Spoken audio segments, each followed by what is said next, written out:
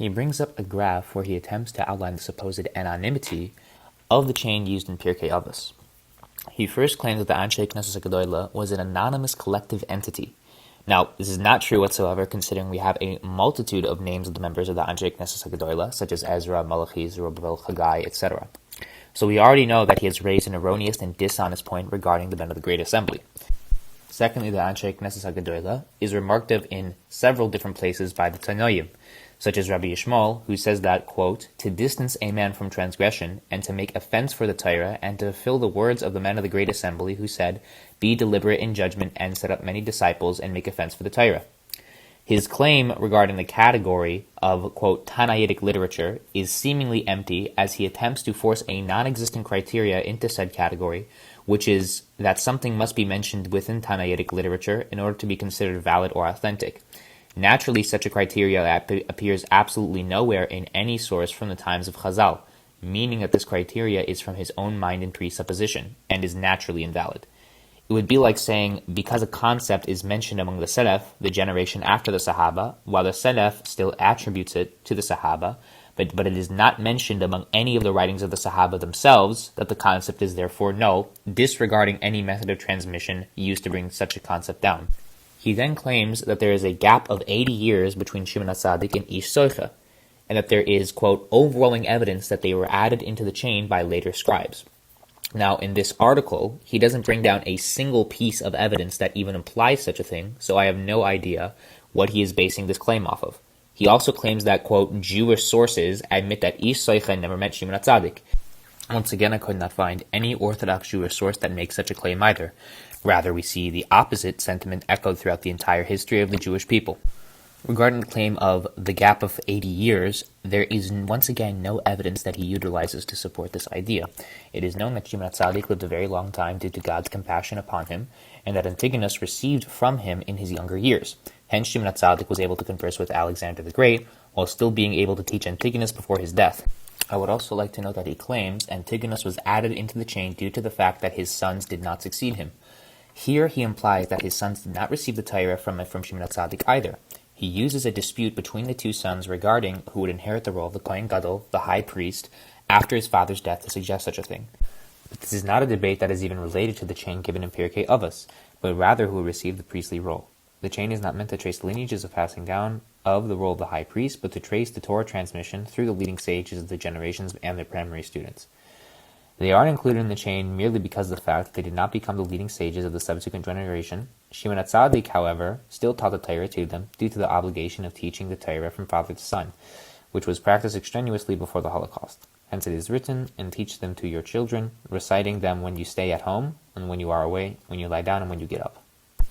He then goes on to say that because Ben Tabai and Ben Shittach served in the Sanhedrin for 101 years, that this is therefore an, quote, incredibly unrealistic period of time. His evidence for this is that so-called scholars say so. Keep in mind, these scholars are not Talmidei Chachamim, meaning scholars of the Torah who studied under this line of succession going all the way back from the modern day to Chazal, but rather modern day secular academia, who erroneously apply atheistic and Orientalist presuppositions onto any and all ancient texts, including Islamic ones. It is not unrealistic to say that Shimon ben Shetach and Yehuda ben Tabai served in the Sanhedrin for 101 years. It is noted that there were still miraculous events occurring within the Beis HaMikdash, the temple, on a yearly basis in the presence of thousands, consistently until the 1st century CE. Could we then discard Jewish and non-Jewish historical sources in general because they allege that the miracles occurred despite a consistent series of witnesses attesting to such mystical events? If we apply this blind acceptance of secular academia to Islam, we could immediately proclaim Islam to be false. The reason for this being is that Islam claims such prophets as Noah lived for centuries. This was due to the fact that God willed this pious person to live for this extended period of time. Does this mean that we can therefore discard Islam and all the history that its sources produce, because the people who transmitted these matters believed a man could miraculously live for centuries?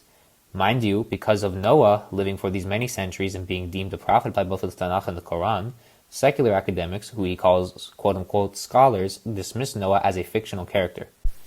It is the same for those who lived thousands of years after Noah, such as Muhammad, performing a variety of mystical occurrences including the splitting of the moon. Each of the Sahaba, the companions of Muhammad, affirmed that Muhammad had split the moon. Secular academics would then argue that one could proclaim the entirety of the system of hadith transmission to be weak and faulty when it comes to producing authentic history with minor exceptions, merely because it makes a claim which sounds unrealistic to people living within the 21st century. Secondly, the lives of Ben Taba and Ben Shetach are consistently remarked of by their fellow Zugos, further providing a basis for the authenticity of their character and the validity of their biographies, including the transmission of the Torah to Shemaiah and Avtalion from them.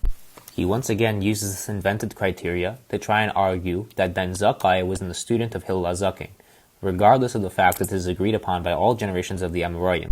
Before we address why this claim is immediately annihilated within 30 seconds of reading, I would like to mention another libelous statement he gives later in the paper.